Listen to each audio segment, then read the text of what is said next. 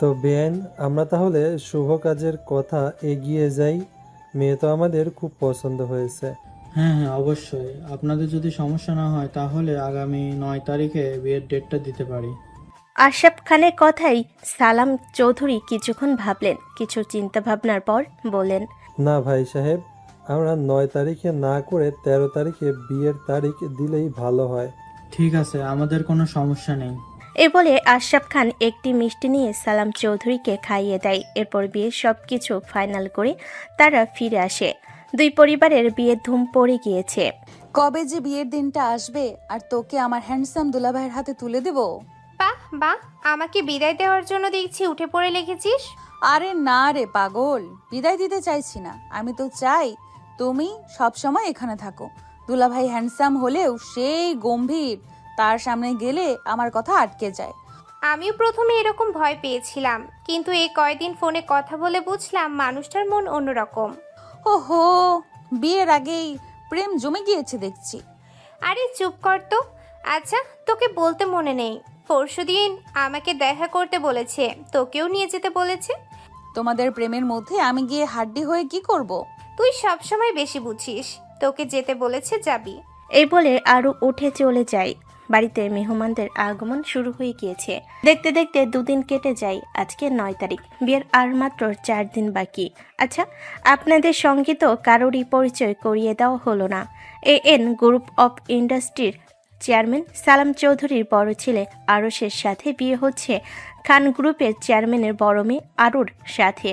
এরা হচ্ছে আরুর ছোট বোন। তো আপাতত এতটুকুই থাকুক, চলুন গল্পে ফিরি। আরশের কথা মতো আরও রেডি হয়ে ইরাকে নিয়ে দেখা করতে চলে এসেছে। আরশ গাড়ি নিয়ে অপেক্ষা করছে, তারা যেতেই আরশ বলে, কেমন আছো তোমরা? আমরা ভালো আছি দুলাভাই, কিন্তু হঠাৎ আমাদের ডাকলেন কেন? হবু বউকে না দেখে কি থাকতে পারছেন না? ইরা, তুই কি চুপ করবি? আরে তা না, আসলে আজকে আমার ছোট ভাই আসছে আমেরিকা থেকে। বাবা মা বাড়িতে বিয়ের কাজ আর মেহমানদের নিয়ে ব্যস্ত। আর আবির মানে আমার ছোট ভাই বলেছে এয়ারপোর্টে যেন হবু ভাবিকে নিয়ে যাই। আর তোমার বোন একা আসলে বোরিং ফিল করতে পারে, তাই তোমাকেও আসতে বললাম। আর এত লম্বা কাহিনী আগে বলবেন না? আপনার ছোট ভাই আমেরিকায় থাকে, আগে জানতাম না, তাই তাকে ওই দিন আমাদের বাসায় দেখিনি। হ্যাঁ হ্যাঁ, ও আজ 3 বছর যাবৎ আমেরিকায় আছে। আচ্ছা গাড়িতে ওঠো, দেরি হয়ে যাচ্ছে। এরপর সবাই গাড়িতে উঠে রওনা দিয়ে দেয় এয়ারপোর্টের উদ্দেশ্যে। 1 ঘন্টার মধ্যে গাড়ি এয়ারপোর্টে পৌঁছে যায়। গাড়ির এসি চলেও ইরার মনের ভেতর কেন জানি একটা অস্থিরতা কাজ করছিল। আবি নামটা শোনার পর থেকে ইরার এই অবস্থা। আর আরশ সামনে বসে টুকটাক কথা বললেও ইরা জানালা দিয়ে বাইরে আকাশ দেখছিল। এয়ারপোর্টে পৌঁছানোর পর আরশ তার ফোন বের করে কাউকে কল দিল। হ্যাঁ আবির, আমরা পার্কিং জোনের কাছেই আছি, তুই কোথায়? আচ্ছা দাঁড়া, আমি আসছি।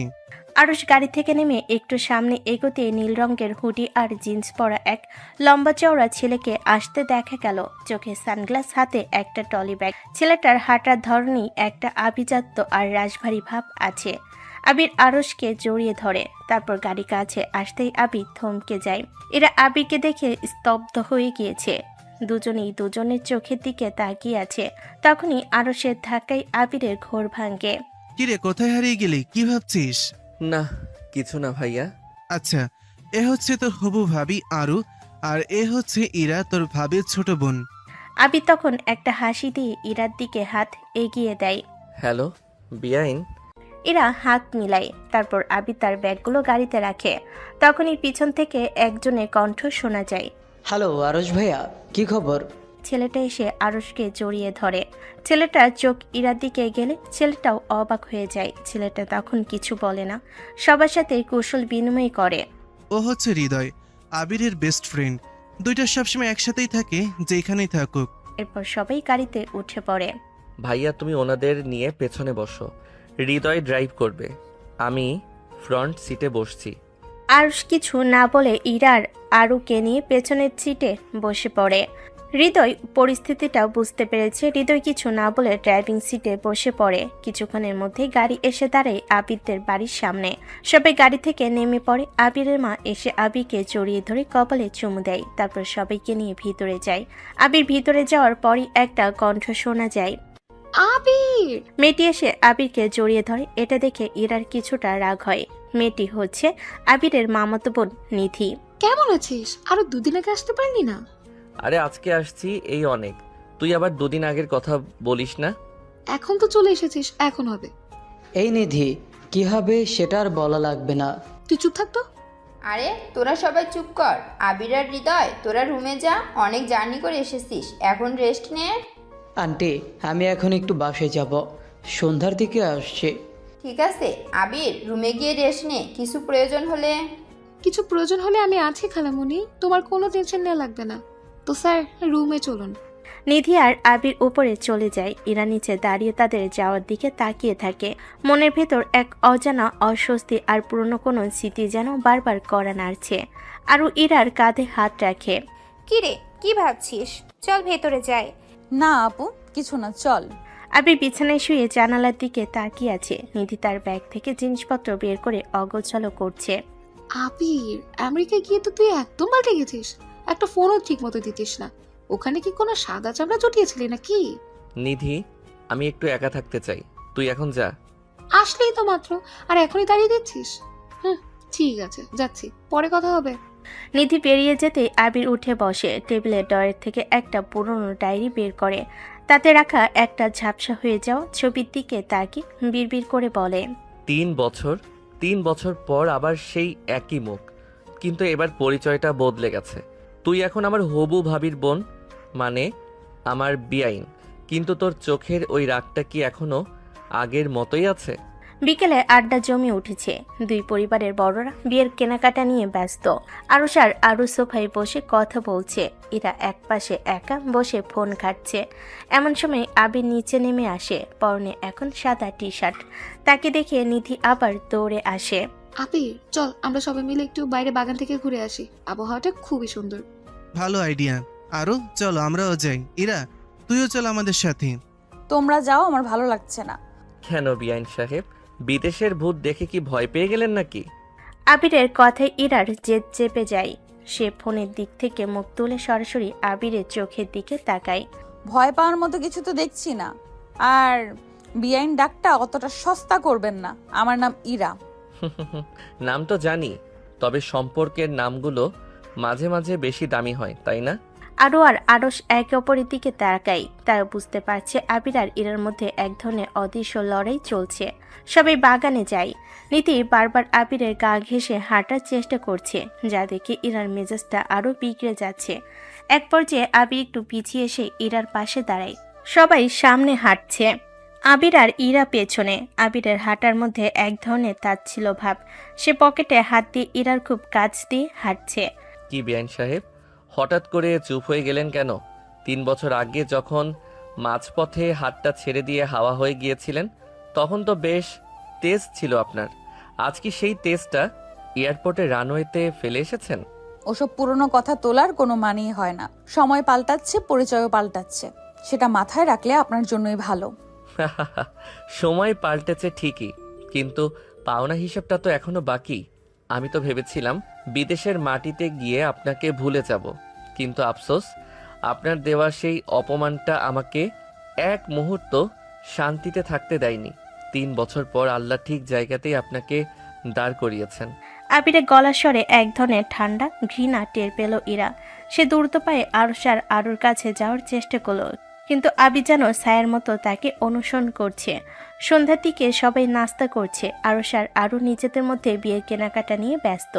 আবি শান্তভাবে চা খাচ্ছে, কিন্তু তার স্থির দৃষ্টি ইরার দিকে। ইরা অস্বস্তিতে বারবার চামচ দিয়ে প্লেটে শব্দ করছে। আবির, আমেরিকা গিয়ে তো তুই একদম রোগা হয়ে গেছিস বাবা।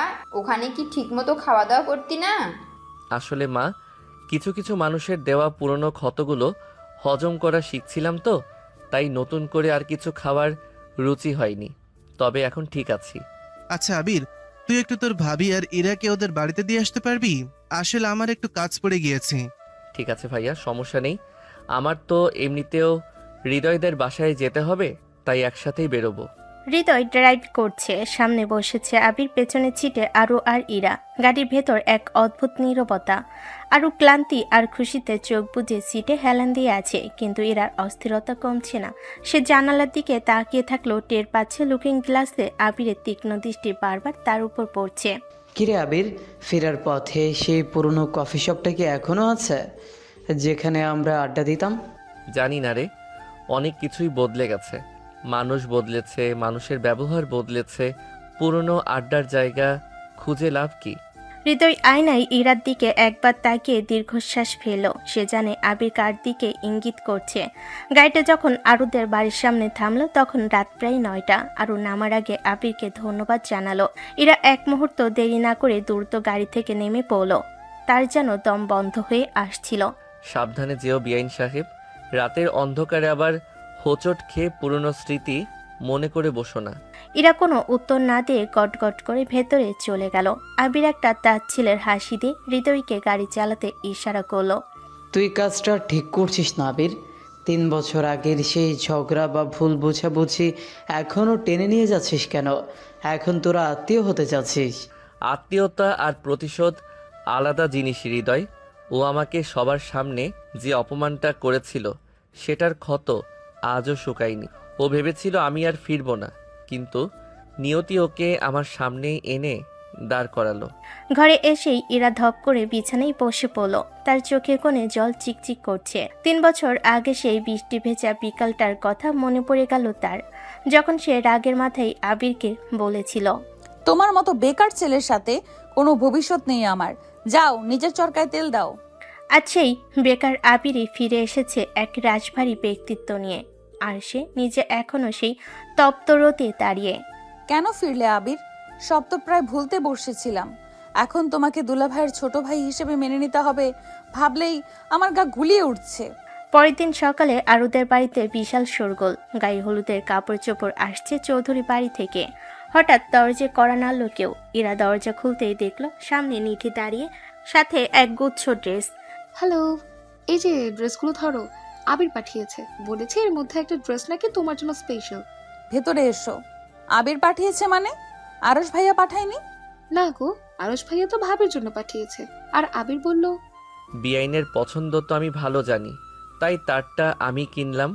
আচ্ছা তোমরা কি আগে থেকে পরিচিত নাকি? আবির তো কারো ব্যাপারে এত মাথা ঘামায় না। না, আমাদের পরিচয় কাল এয়ারপোর্টে। হয়তো বিআইন হিসেবে এগুলো করছে। নিধি চলে যাওয়ার পর ইরা বাক্সটা খুলল।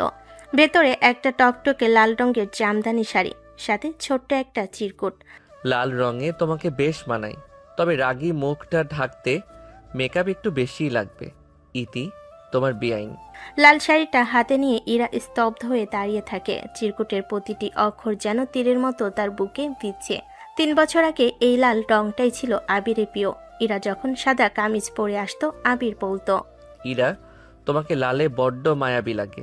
আজ সেই মায়াবী শব্দের বদলে এসেছে মেকআপ আর রাগী মুখ। এর তার ছিল। ইরা মনে মনে বলে, তুমি কি তাহলে এখনো মনে রেখেছো আবির? ঘৃণা করে বলি কি এত নিখুঁতভাবে আমার পছন্দ অপছন্দগুলো মনে রেখেছো, নাকি এটা স্রেফ আমাকে ছোট করার একটা কৌশল? 2 পরিবার মিলে শপিং করতে এসেছে। আরু আর আরশ আলাদাভাবে নিজেদের জুয়েলারি দেখছে।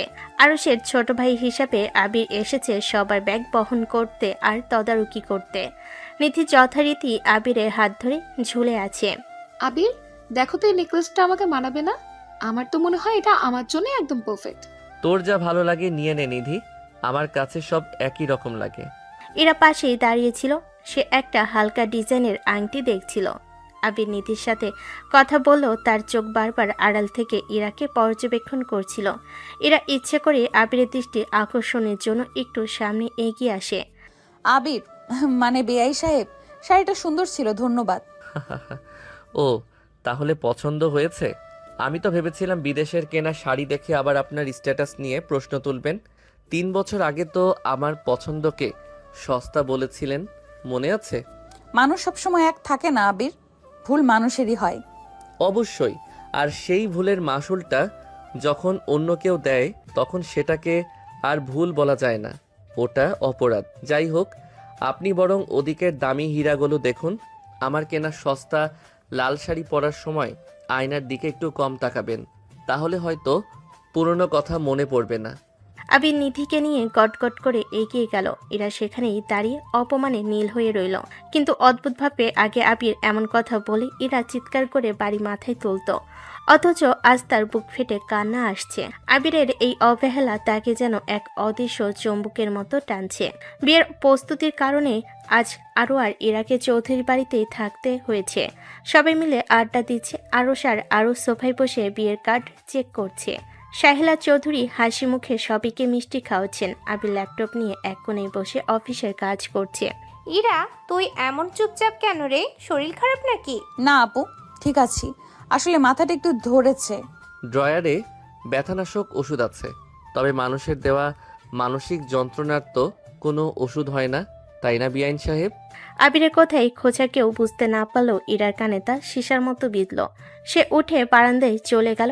আকাশ ভরা জ্যোৎস্না, কিন্তু ইরার মনের ভেতর ঘন অন্ধকার। কিছুক্ষণ পর পায়ের শব্দ পেয়ে ইরা পেছনে তাকিয়ে দেখল আবির দাঁড়িয়ে, হাতে এক গ্লাস পানি আর একটা ট্যাবলেট। তুমি এখানে? মা পাঠালো, বললেন তোমার নাকি মাথা ধরেছে। আমি তো আর মায়ের অবাধ্য হতে পারি না। নিন, খেয়ে নিন। এরা হাত বাড়িয়ে পানিটা নিতে গেলে আবিরের হাতের সাথে সাথে তার হাত স্পর্শ হয়। এরার শরীরে একটা বিদ্যুৎ খেলে যায়। সে আবিরের চোখের দিকে তাকালে দেখতে পায় সেখানে কোনো মায়া নেই, শুধু জ্বলন্ত ক্ষোভ। এরা সাহস করে আবিরের হাতটা চেপে ধরল। আবির প্লিজ এইভাবে কথা বলো না, আমি জানি আমি ভুল করেছি। সেদিন রাগের মাথায় যা বলছি। হাতটা ছাড়ুন ইরা। 3 বছর আগে ঠিক এই বারান্দার মতো একটা জায়গায় আমি আপনার হাত ধরেছিলাম। তখন আপনি বলেছিলেন আপনার আভিজাত্যে নাকি আমার ছোঁয়া লাগে। আজ কি সেই আভিজাত্য কমে গেল, নাকি আমার পকেটের ওজন দেখে আপনার রুচি বদলেছে? তুমি আমাকে যা খুশি বলো, কিন্তু অন্তত আগের মতো করে একবার ডাকো।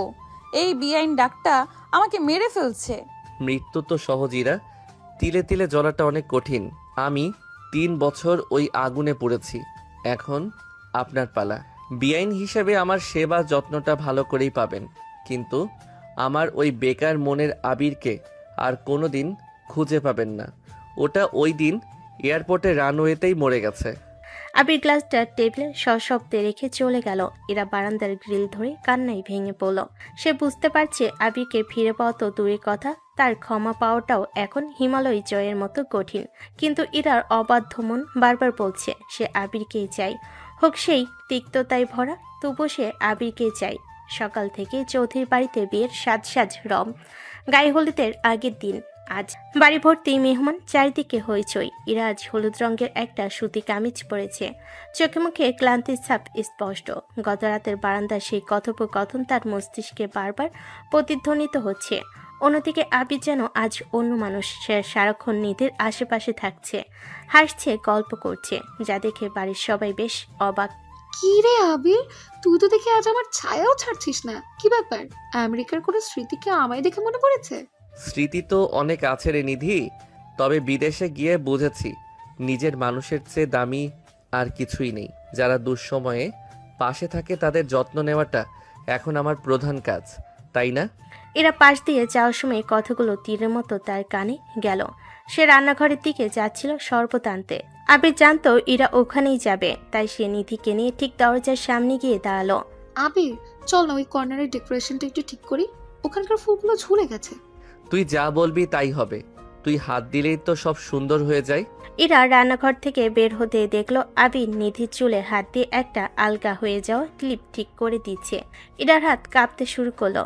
ট্রের গ্লাসগুলো ঠুনঠুন শব্দ করে উঠল। সে দ্রুত চোখ নামিয়ে সেখান থেকে সরে যেতে চাইল, কিন্তু আবির তাকে সুযোগ দিল না। ও বিআইন সাহেব যে, কি ব্যাপার? শরবতের গ্লাস হাতে নিয়ে কাঁপছেন কেন? শরীর কি বেশি খারাপ, নাকি আপনার সেই বিখ্যাত অ্যারোগেন্সটা আজ ডাস্টবিনে ফেলে এসেছেন? আমি ঠিক আছি, আপনারা গল্প করুন। এরা চলে যেতেই আবিরের মুখের হাসিটা মুহূর্তেই মিলিয়ে গেল। তার জল শক্ত হয়ে উঠল। প্রতিশোধের নেশা তাকে অন্ধ করে দিল। বুকের কোথাও একটা চিনচিনে ব্যথা সে অনুভব করছিল, কিন্তু সে তা প্রকাশ হতে দেবে না। সন্ধ্যার দিকে নিধি বাগানে কিছু ফল কাটছিল। বাড়ির সবাই তখন বসার ঘরে আড্ডা দিচ্ছিল। হঠাৎ নিধির একটা চিৎকার শোনা গেল। আউচ, মাগো! চিৎকার শুনে সবাই দৌড়ে এলো। আবির আর ঠিক তার পেছনেই ছিল ইরা। দেখা গেল ফল কাটতে গিয়ে নিধির বাম হাতের তর্জনী অনেকটাই কেটে গেছে, বেশ রক্ত পড়ছে। নিধি, কি করলি এটা দেখি, হাতটা দেখি। অনেক রক্ত পড়ছে আবির, খুব চলছে। ইরা দ্রুত নিজের ওড়না ছিঁড়ে ব্যান্ডেজ করার জন্য এগিয়ে আসতে চাইলো। নিধি সরো, আমি ড্রেসিং করে দিচ্ছি। দরকার নেই, আপনার ছেঁড়া ওড়না দিয়ে রক্ত বন্ধ করার প্রয়োজন নেই বিআইন সাহেব। আপনার হাত এমনিতেই অনেক নোংরা, পুরনো ক্ষতগুলো তো আপনি খুঁচিয়ে বের করতে ওস্তাদ। নিধির জন্য আমি যথেষ্ট। আবির নিধিকে পাজাকোলা করে তুলে সোফায় বসিয়ে দিল। ফার্স্ট এইড বক্স নিয়ে সে নিজেই নিধির ক্ষত পরিষ্কার করতে লাগলো। সে এত যত্ন নিয়ে নিধির আঙ্গুলে ফু দিয়েছে আর ব্যান্ডেজ করছে, যে কেউ দেখলে মনে করবে আবির নিধির প্রেমে পাগল। ইরা দরজার আড়ালে দাঁড়িয়ে নিজের নখ দিয়ে নিজের তালু বিদ্ধ করছিল। অপমানে আর ঈর্ষায় তার ভেতরটা পুড়ে খাক হয়ে যাচ্ছে। ডিনারের সময় ডাইনিং টেবিলে সবাই উপস্থিত। আর আরস পাশাপাশি বসে গল্প করছে। নিধি তার কাটা হাত দিয়ে একটু নাড়াচাড়া করতে অসুবিধা বোধ করছিল। সাইলা চৌধুরী নিজের প্লেট থেকে খাবার মেখে নিধির দিকে এগিয়ে আসলেন। নিধিমা, তোর তো বাম হাত কাটা, ডান হাতেও জোর পাবি না, আয় আমি তোকে খাইয়ে দিই। আবির হুট করে মায়ের হাত থামিয়ে দিয়ে বলে, না মা, তুমি নিজের খাবার খাও, নিধিকে আমি খাইয়ে দিচ্ছি। ওর এই অবস্থার জন্য আমি দায়ী। ওকে বাগানে একা কাজ করতে দেওয়া আমার ঠিক হয়নি। আরে না আবির, আমি পারবো, তুই খা না। আবির চামচ দিয়ে ভাত মেখে নিধির মুখের সামনে ধরে বলে, একদম কথা বলবি না, মুখ খোল। আমি থাকতে তুই কেন কষ্ট পাবি? আমার কাছের মানুষেরা কষ্ট পাবে, এটা আমি সহ্য করতে পারি না। ডাইনিং টেবিলে পরিবেশ নিস্তব্ধ হয়ে গেল। ইরা ঠিক আবিরের উল্টো দিকে বসেছিল। সে দেখছে যে আবির একসময় ইরার জন্য পাগল ছিল, যে আবির ইরার খাওয়া না হলে নিজে দানা পানি মুখে তুলত না। সে আবির আজ অন্য এক মেয়ের মুখে ভাত তুলে দিচ্ছে, আর প্রতিবার ভাত মুখে তোলার সময় আবির ইরার চোখের দিকে তাকে নিষ্ঠুর একটা হাসি দিচ্ছে। আমার আর খিদে নেই, আমি আসছি। কি রে এরা, কিছুই তো খেলি না? আরে ভাবি, বিআইন কি বাচ্চা নাকি যে? ইরা আর এক মুহূর্ত সেখানে দাঁড়ালো না। সে দ্রুত নিজের রুমে চলে গেল। রুমের দরজা বন্ধ করে সে বিছানায় লুটিয়ে পড়ল। কান্না তার গলা চিরে আসতে চাইছে, কিন্তু সে মুখ চেপে ধরল। কেন করছো এমন আবির? আমি জানি আমি তোমাকে ছোট করেছি, অপমান করেছি, কিন্তু তোমার এই অন্য কাউকে নিয়ে করা অবহেলা আমি নিতে পারছি না। এর যে তুমি আমাকে মেরে ফেলো, তবু নিধির দিকে এইভাবে তাকিয়ে থেকো না।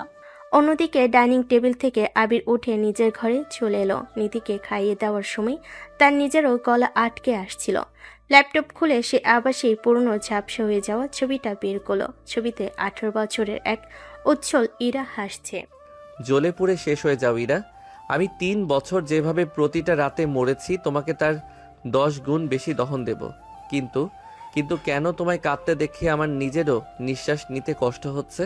পরের দিন সকালে দুই পরিবার মিলে, অর্থাৎ ইরার বাবা আশরাফ খান সাহেবের বাড়িতে যাওয়ার কথা। গায়ে হলুদের কিছু রীতি সেখানে পালিত হবে। ইরা সারা রাত চোখের পাতা এক করতে পারেনি। আয়নার সামনে দাঁড়িয়ে নিজের ফ্যাকাশে মুখটা দেখে সে চমকে উঠল। যে আভিজাত্যের দম্ভে সে একদিন আবিরকে অবজ্ঞা করেছিল, আজ সেই দম্ভ কোথাও যেন ধুলেই মিশে গেছে। চৌধুরীর বাড়ির সবাই যখন পৌঁছালো, তখন পুরো বাড়িতে উৎসবের আমেজ। আরও সোফায় বসে আত্মীয়দের সাথে কথা বলছে, কিন্তু সবার নজর কেড়ে নিল আবির আর নিধি। আবির আজ সাদা পাঞ্জাবি পরেছে আর নিধির পরনে নীল শাড়ি। ড্রয়িং রুমে ঢোকার সময় আবির নিধির হাত ধরে তাকে আগলে নিয়ে আসছিল। আবির নিধির কানে কাছে মুখ নিয়ে বলে, নিধি সাবধানে, মেঝেতে কার্পেটটা একটু উঁচু হয়ে আছে, আবার যেন হোঁচট খেয়ে আঙুলের চোট না পাস। আরে আবির, আমি ঠিক আছি, তুই তো আমায় একদম ছোট বাচ্চা বানিয়ে ফেললি। এরা সামনে দাঁড়িয়ে মেহমানদের শরবত দিয়েছিল।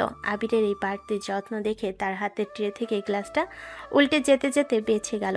সে দেখলো আভি নিধির জন্য চেয়ার টেনে দিচ্ছে, নিধির সামনে প্লেট এগিয়ে দিচ্ছে, এমনকি নিধির গ্লাসে পানি পর্যন্ত ঢেলে দিচ্ছে। এরা শরবতের গ্লাস এগিয়ে দিয়ে ভাঙ্গা গলায় বলে, নিন শরবত নিন। নিধি, তুই শরবত খাবি নাকি বাইরে রোদ থেকে এসেছিস বলে আগে একটু ডাবের পানি আনাবো? তোর তো আবার ঠান্ডা লাগার ধাত আছে। না রে আবির, শরবত হলেই চলবে। আবির ইরার হাত থেকে গ্লাসটা নিয়ে নিজেই নিধির মুখে ধরল। এক চুমুক খেয়ে দেখ, বিআইন সাহেব নিজের হাতে বানিয়েছেন, হয়তো ভিআইপি স্বাদ থাকতে পারে। ইরার চোখে জল টলমল করছে। সে দ্রুত সেখান থেকে সরে গিয়ে কিচেনে চলে গেল। সেখানে গিয়ে সে জোরে জোরে নিঃশ্বাস নিতে লাগলো। সে বুঝতে পারছে আবির তাকে তেলে তেলে মারছে। দুপুরে খাবার সময়ও একই নাটক চলো। আবির নিজের প্লেটে খাবার না নিয়ে নিধিকে এটা সেটা খাইয়ে দিচ্ছে। পুরোটা সময় সে একবারের জন্য ইরার দিকে তাকালো না, যেন ইরার কোনো অস্তিত্ব নেই তার কাছে। দুপুর গড়িয়ে বিকেল। ইরাদের বাড়িতে মেহমানদারি শেষ করে চৌধুরী বাড়ির সবাই নিজেদের বাড়িতে ফিরে এসেছে। আরুরাও আজ নিজেদের বাড়িতেই রয়ে গিয়েছে, কারণ কাল তাদের ওখানেই গায়ে হলুদের মূল অনুষ্ঠান। আবির নিজের রুমে ঢুকে জানালার ধারে গিয়ে দাঁড়ালো। তার চোখে মুখে এক ধরনের বিজাতীয় তৃপ্তি। সে জানে আজকে সারাদিন সে নিধিকে নিয়ে যা যা করেছে তার প্রতিটা আঁচড় ইরার মনে গিয়ে লেগেছে। ঠিক তখনই নিধি ঘরে ঢুকে দরজা আটকে দিল। তার মুখভঙ্গি অত্যন্ত গম্ভীর। নিধি সরাসরি আবিরের সামনে দাঁড়িয়ে বলে, আবির, এবার কি একটু থামবি? কি থামাবো? এই নাটক, এই যে কাল থেকে তুই আমার সাথে যা করছিস, সবার সামনে হাত ধরা, খাইয়ে দেয়া, ছায়ের মতো পাশে থাকা, তুই কি ভেবেছিস আমি কিছু বুঝি না? তুই তো এমন ছেলে নস যে হুট করে কারো প্রেমে পড়ে তাকে সবার সামনে খাইয়ে দিবি, তার এত কেয়ার করবি। নিজের আত্মীয়র যত্ন নেওয়া কি এখন নাটক হয়ে গেল নিধি? তোর যত্ন আর কাউকে জ্বালানোর জন্য করা অভিনয় এক জিনিস নয় আবির। তুই আমাকে খাইয়ে দেওয়ার সময় বা আমার হাত ধরার সময় একবারও আমার দিকে তাকাচ্ছিলি না। তোর চোখ ছিল দরজার দিকে, যেখানে ইরা দাঁড়িয়েছিল। তুই কি আমাকে ব্যবহার করছিস ওকে ছোট করার জন্য? তোদের মধ্যে কি আগে থেকে কিছু ছিল? আবির নিস্তব্ধ হয়ে গেল। রুমে এসি চলার মৃদু শব্দ ছাড়া আর কিছুই শোনা যাচ্ছে না। আবির একটা দীর্ঘশ্বাস ফেলে বিছানায় বসে পড়ল। তার চোয়াল শক্ত হয়ে উঠল, যেন 3 বছরের জমানো আগ্নেয়গিরি এবার বিস্ফোরিত হবে। হ্যাঁ নিধি, আমরা একে অপরকে চিনতাম। 3 বছর আগে এই ঢাকা শহরের রাজপথেই আমি আমার সবটুকু ভালোবাসা নিয়ে ওর সামনে দাঁড়িয়েছিলাম। আমি তখন বেকার ছিলাম, টিউশনি করে চলতাম, আর ও ছিল এক বড় লোকের অহংকারী মেয়ে। তুই আর ইরা সম্পর্কে ছিলি? সম্পর্ক? ওটা ছিল আমার একতরফা পাগলামি আর ওর টাইম পাস। যেদিন আমি ওর হাত ধরে বলেছিলাম, ইরা, আমি খুব তাড়াতাড়ি বড় কিছু করব, শুধু তুমি সাথে থেকো, সেদিনও সবার সামনে আমার হাতটা ছটকা দিয়ে ফেলে দিয়েছিল। ও বলেছিল, তোমার মতো বেকার ছেলের সাথে হাঁটলে আমার স্ট্যাটাস নষ্ট হয়। নিজের যোগ্যতার দিকে তাকিয়ে তারপরে ভালোবাসতে এসো। ইরা এমন কথা বলেছিল? এর চেয়েও খারাপ কথা বলেছিল নিধি। সেদিন আমি নিজেকে কথা দিয়েছিলাম, আমি ফিরবো, এমনভাবে ফিরবো যেন ও নিজের চোখে দেখতে পায় ও কি হারিয়েছে। আজ আমি সফল, আমার স্ট্যাটাস এখন ওর চেয়েও ওপরে, কিন্তু আমার ভেতরকার সেই ক্ষতটা আজও টাটকা। ও এখন আমার বেআইন। এই পরিচয়টাই আমার জন্য ওর উপর মানসিক প্রতিশোধ নেওয়ার সবচেয়ে বড় অস্ত্র। আমি চাই ও প্রতিটা মুহূর্তে দেখুক যে আবিরকে ও অবহেলা করেছিল, সেই আবির এখন অন্য কাউকে রাজরানীর মর্যাদা দিতে জানে। ওর অহংকার আমি ধুলোয় মিশিয়ে দেব। কিন্তু আবির, এতে তো তুই নিজেকেও কষ্ট দিচ্ছিস। প্রতিহিংসা তোকে শান্তি দেবে না। শান্তি চাই না নিধি, আমি বিচার চাই। 3 বছর আমি যে অপমানে রাতের পর রাত ঘুমাতে পারিনি, আমি চাই ইরাও সেই যন্ত্রণায় পুরুক। ওর চোখের জলই হবে আমার 3 বছরের ত্যাগের পুরস্কার। অন্যদিকে নিজের ঘরে অন্ধকার বারান্দায় রেলিং ধরে দাঁড়িয়ে আছে ইরা। সারা বাড়িতে উৎসবের আলো জ্বলো, তার জগৎটা আজ নিকশ কালো। সারাদিন আবিরের নিধির প্রতি সেই যত্ন, সেই দৃষ্টি তার বুকটা বারবার ছিঁড়ে ফেলেছে। কেন করছো এমন আবির? আমি জানি আমি ভুল করেছি। সেদিন রাগের মাথায় তোমাকে ওসব বলা আমার জীবনের সবচেয়ে বড় পাপ ছিল। কিন্তু তুমি কি একবারও দেখলে না তোমার চলে যাওয়ার পর আমি কতটা একা হয়ে গিয়েছিলাম? আজ তোমাকে পাশে পেয়েও কেন মনে হচ্ছে তুমি কয়েক হাজার মাইল দূরে দাঁড়িয়ে আছো? ইরা ডায়েরিটা বের করে তার পুরনো লুকানো আবিরের সেই পুরনো একটা ছবি হাতে নিল। আজ আবির অনেক দামি পারফিউম মাখে, দামি গাড়ি চালায়, কিন্তু ইরার মনে পড়ছে সেই সস্তা ঘাম আর বৃষ্টির গন্ধে মেশানো পুরনো আবিরকে। যে আবির তিক্ততায় ভরা ছিল না, যার চোখে ছিল শুধু ইরার জন্য ভালোবাসা। তুমি নিধিকে যত খুশি ভালোবাসো আবির, কিন্তু আমাকে এইভাবে অবহেলা করো না। আমি এই বিহীন পরিচয়টা নিতে পারছি না। এর চেয়ে তুমি আমার সাথে চিৎকার করো, ঝগড়া করো, তাও ভালো। দুই বাড়িতেই রাতের নিস্তব্ধতা। এক বাড়িতে প্রতিশোধের নেশায় এক যুবক ছটফট করছে, আর অন্য বাড়িতে অনুশোচনার আগুনে এক যুবতী তিলে তিলে শেষ হচ্ছে। কেউ জানে না কালকের গায়ে হলুদের আসরে ভাগ্য তাদের জন্য কোন নতুন নাটক সাজিয়ে রেখেছে। আজকে আরোয়ার আরশের গায়ে হলুদের অনুষ্ঠান। পুরো বাগান সাজানো হয়েছে গাঁদা ফুল আর আলোকসজ্জায়। মেহমানদের আনাগোনায় চারিদিকে উৎসবের আমেজ। আরুকে স্টেজে বসানো হয়েছে। সে হাসি মুখে সবার সাথে ছবি তুলছে, কিন্তু সবার অলক্ষ্যে একজনের চোখ যেন নির্দিষ্ট একজনের উপর গিয়ে আটকে আছে।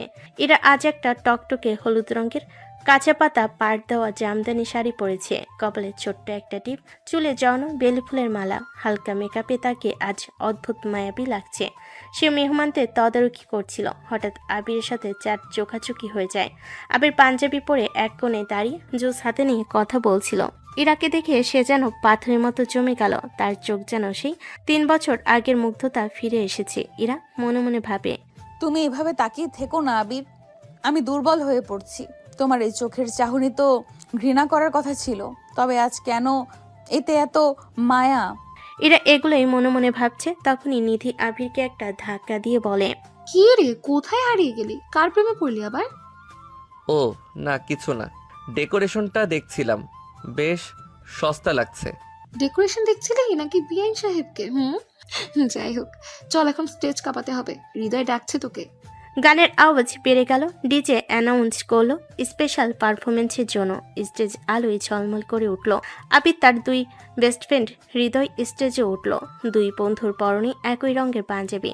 তারা একটা ফার্স্ট বিটের গানে দারুণ নাচ করলো। তাদের ডুও পারফরমেন্স অনেক সুন্দর হচ্ছিল, যেন প্রফেশনাল ডান্সার। এরা ভিড়ের এক কোণে দাঁড়িয়ে মুগ্ধ হয়ে দেখছিল। সে জানতো না আবির এত ভালো নাচতে পারে। হৃদয় নাচের ফাঁকে ফাঁকে ইরার দিকে তাকাচ্ছিল, কারণ সে জানে এই নাচের প্রতিটা স্টেপ আসলে কার জন্য। গান শেষ হতেই সবাই হাততালিতে ফেটে পড়ল। আরুষার আরু সোফা থেকে উঠে দাঁড়িয়ে উৎসাহ দিল, কিন্তু অনুষ্ঠান তো কেবল শুরু। এবার আপনাদের সামনে আসছে আজকের সারপ্রাইজ কাপল পারফরমেন্স, আমাদের আবির আর নিধি। এরা বুকের ভেতরটা যেন কেউ নিংড়ে ধরল। সে দেখলো আবির খুব যত্নের সাথে নিধির হাত ধরে স্টেজের মাঝখানে নিয়ে এলো। নিধি লাজুক হাসছে। গান শুরু হলো, একটা ধীরগতির রোমান্টিক মিউজিক। আবির নিধির কোমরে হাত দিয়ে তাকে নিজের খুব কাছে টেনে নিল। সে নিধির চোখের দিকে তাকিয়ে এমনভাবে নাচছিল যেন নিধি তার জীবনের সব। নিধি তাল মেলাচ্ছিল আবিরের সাথে। আবির ইচ্ছে করেই ইরার ঠিক সামনে যখন যাচ্ছিল তখন নিধিকে একটু বেশি কাছে টেনে নিচ্ছিল। কেন করছো এমন আবির? আমি জানি তুমি আমাকে দেখাচ্ছ যে তুমি কত সুখে আছো, কিন্তু আমি তো জানি এই নাচে কোনো প্রাণ নেই। এটা শুধু আমাকে মারার জন্য তোমার একটা অভিনয়। নাচ শেষ করে আবির নিধির কপালে একটা চুমু খাওয়ার ভঙ্গি করলো, যদিও সে সেটা করেনি, শুধু কাজ দিয়ে মুখ নিয়ে গেল। কিন্তু দূর থেকে দেখে মনে হলো সে নিধিকে চুমু খাচ্ছে। ইরা আর সইতে পারল না। সে চোখের জল মুছতে মুছতে আসর ছেড়ে ভেতরের দিকে চলে গেল। আবির নিধিকে ছেড়ে দিয়ে মনে মনে বলে, আজকের জন্য এই ক্ষতটুকুই তোমার পাওনা ছিল ইরা। তুমি যতটা জ্বলবে, আমার 3 বছরের অপমান ততটা শান্ত হবে। কিন্তু তবুও কেন তোমাকে কাঁদতে দেখে আমার পা দুটো তোমার দিকে ছুটে যেতে চাইছে? গতকালে সেই ঝলমলে গায়ে হলুদের রাত পেরিয়ে আজ বিয়ের শুভ লগ্ন। চৌধুরীর বাড়িতে আজ আনন্দের বন্যা। আরুষ আর আরুর 4 হাত এক হতে চলেছে। 2 পরিবার এখন এক আত্মীয়তার বন্ধনে আবদ্ধ। কিন্তু এই আনন্দ উৎসবের মাঝে একজন মানুষ আজ বড় বেশি শান্ত, নিস্তব্ধ। সে আবির। লাল বেনারসি আর গহনা সেজে আরু যখন বিয়ের পিড়িতে বসলো তখন তার পাশে ছায়ের মতো ছিল ইরা। ইরা আজ আকাশি রঙের একটি শাড়ি পরেছে। তার চোখগুলো গত রাতের কান্নায় কিছুটা ভোলা, তবে মেকআপে সেটা ঢাকা দেওয়ার চেষ্টা করেছে সে।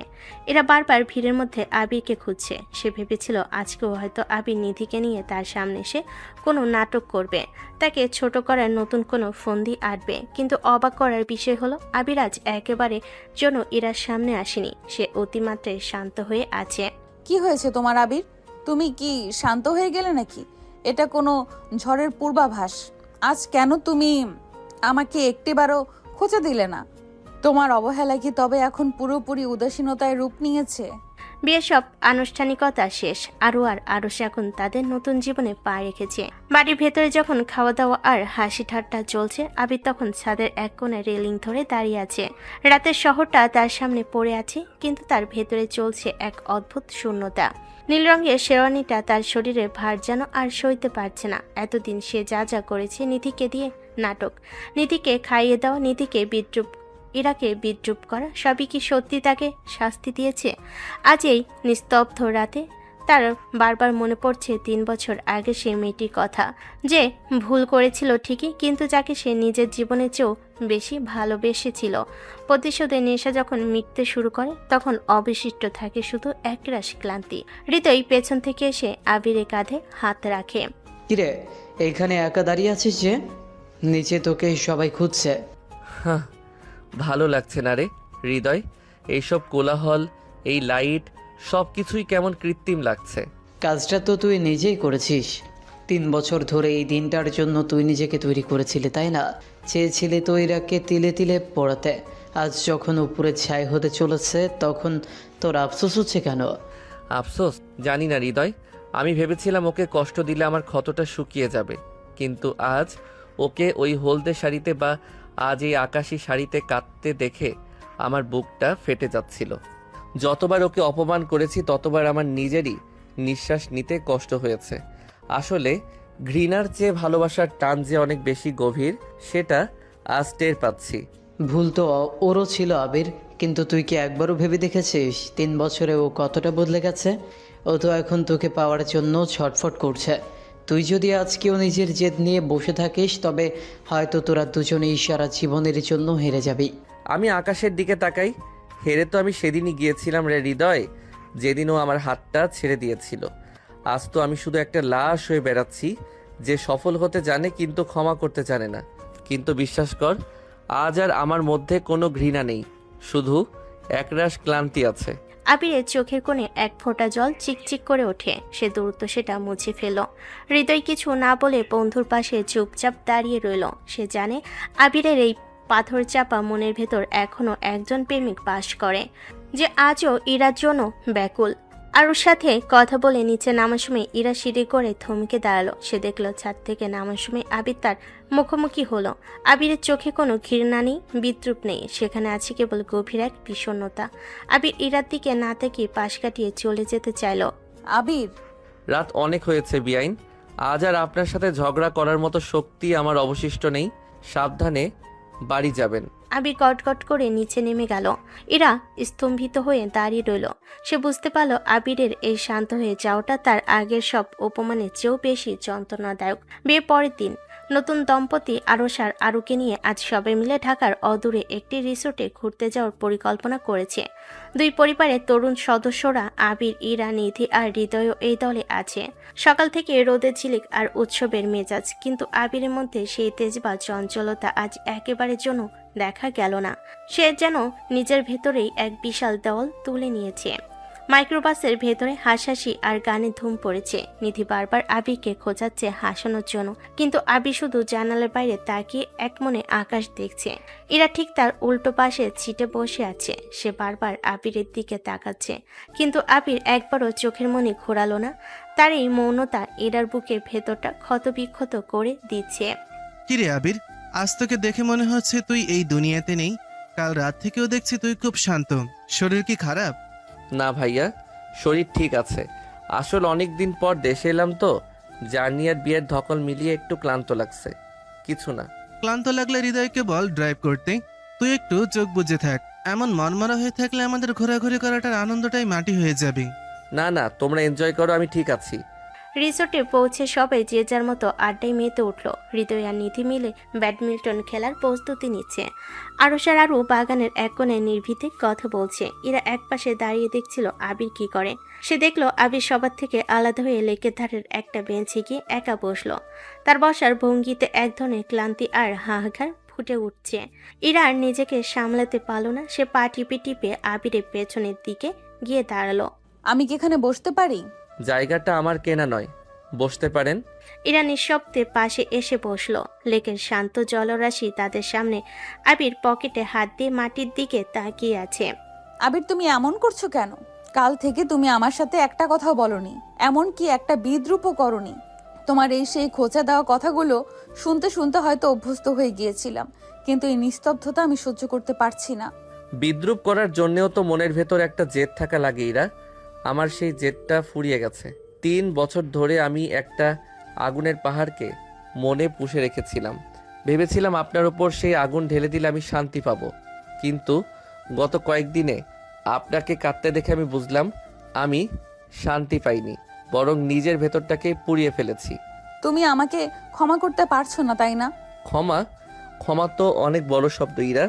আমি আসলে নিজেকেই ক্ষমা করতে পারছি না। আপনার সেই অপমানটা আমাকে সফল হতে শিখিয়েছে ঠিকই, কিন্তু মানুষ হিসেবে আমাকে পাথর বানিয়ে দিয়েছে। আজ আমি আয়নায় দাঁড়ালে নিজেকে চিনতে পারি না। মনে হয় এই আবিরকে আমি কখনোই হতে চাইনি। আবির, আমি কি কিছুই করতে পারি নাই? 3 বছর আগে সেই দিনটাকে কি আমি মুছে ফেলতে পারি না? আমি জানি আমি ভুল করেছি, অনেক বড় ভুল, কিন্তু বিশ্বাস করো, তোমার অভাব আমি প্রতিটা মুহূর্তে অনুভব করেছি। ইরা আমার হাত ধরার চেষ্টা করে, কিন্তু আমি হাত সরিয়ে নেই। সময় চলে গেছে ইরা, পরিচয় বদলে গেছে। এখন আপনি আমার বড় ভাইয়ের শ্যালিকা। আমাদের মধ্যে যে দেয়ালটা আপনি 3 বছর আগে তুলেছিলেন সেটা এখন পাহাড় হয়ে দাঁড়িয়েছে। তাই আপনি আপনার মতো থাকুন, আমাকে আমার মতো থাকতে দিন।